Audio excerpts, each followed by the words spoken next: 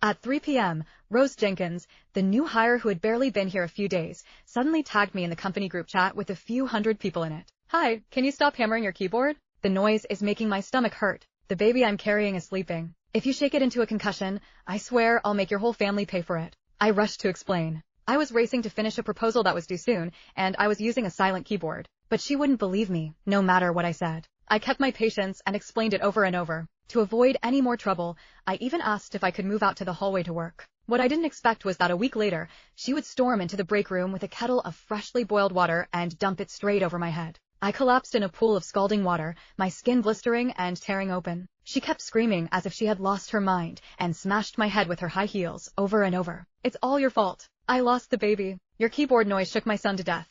My vision blurred. By the time everything went black, I still couldn't understand how a silent keyboard could possibly kill someone. When I opened my eyes again, I was back on the day she first went off on me in the group chat. This time, faced with the same insults, I didn't back down. I went straight into the chat and fired back. "Stop pretending you're pregnant. You've got more going on down there than your dad does." The moment my message hit the chat, the group that had been buzzing with hundreds of people discussing work went dead silent. A few seconds later, Rose Jenkins' messages exploded across the screen. "Stella, what the hell are you talking about? I'm 3 months pregnant. I've got the ultrasound right here. How dare you make stuff up about me? Everyone, come look. Stella can't have kids herself, so she can't stand seeing anyone else pregnant. At HR at Philip, look at the kind of person you hired. I'm calling the police. This is defamation. This is harassment." She started making a scene, and people jumped in to back her up. Every finger pointed straight at me. Paisley Gill from the design department wrote, "Stella, that's way too far. How can you say something like that to a pregnant woman? That's seriously messed up." Someone else tried to calm Rose down. "Rose, take it easy.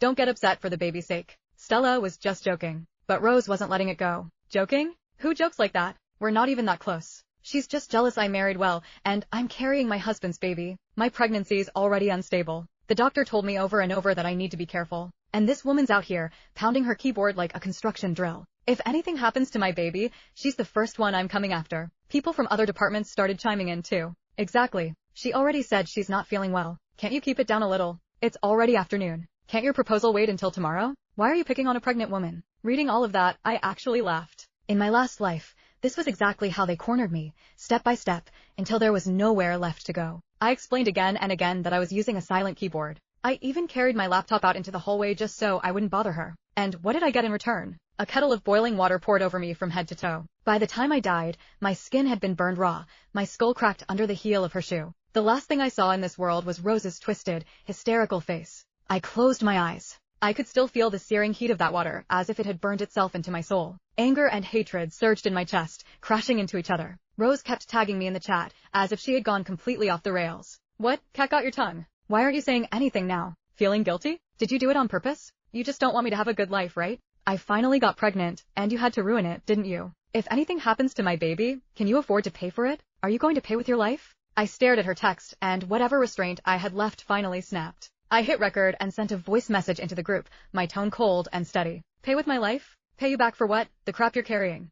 Fine. Come over right now. If you've got the nerve to drop your pants in front of the whole company, I'll jump off this building on the spot and pay for your so-called son with my life." The voice message I sent blew up the entire office. The group chat went dead silent for a full minute. Then, a commotion broke out in my direction. I looked up and saw Rose clutching her stomach, being helped along by a few women from the office. Her eyes were red, like she had been crying the whole way over. "Stella." Her voice came out sharp and shaky, as if she had been wronged in the worst way possible. "How can you be this cruel? What did I ever do to you? Why are you humiliating me like this? I'm carrying a boy. My family's only ever had one son in each generation. You really can't stand the thought of him being born." The women around her immediately jumped in. "Stella, what's wrong with you? She just started here, and you're already bullying her. Seriously, what about when you have kids someday? Would you want someone talking about your child like that? Picking on an unborn baby? Aren't you scared of karma?" Rose bent over like she was about to throw up, playing it up perfectly. Tears came the second she wanted them to. She leaned weakly against someone beside her. "I'll kill you. You ruined my reputation. I'll kill you." Her voice was shrill, grating against my ears, dragging old memories back up with it. Just thinking about how this cross-dressing maniac had tortured me to death in my last life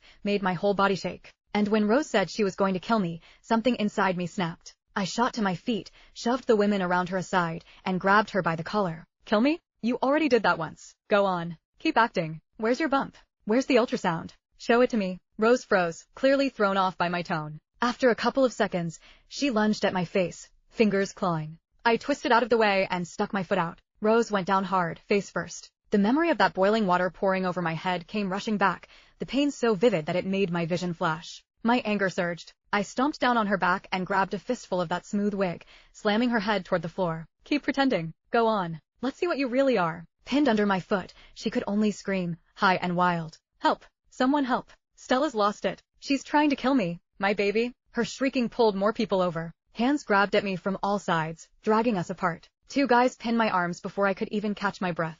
It had only been half an hour since I came back. Half an hour ago, I had died at the hands of this lunatic right in front of me. How the hell was I supposed to stay calm? But once they pulled me away, everyone started pointing fingers at me instead. Have you lost your mind? You started this, and now you're hitting a pregnant woman. I can't believe someone like you works here. That's seriously messed up. I already called security. If you try anything again, we're calling the police. Without me holding her down, Rose got bold again. They helped her up. She clutched her stomach and pointed at me, crying like she had been wronged. Did you all see that? She's jealous of me. She wants my baby dead. She staggered toward me and raised her hand, aiming for my face. I tried to fight back, but the guys holding me tightened their grip. You still want to swing back? Just stay still. When Rose saw that I couldn't move, her face twisted into a smug, ugly grin. Her words got harsher and harsher. You can't even have kids. You should just die already. The others piled on, saying I had no empathy. Paisley stood there, comforting Rose, then shot me a cold look.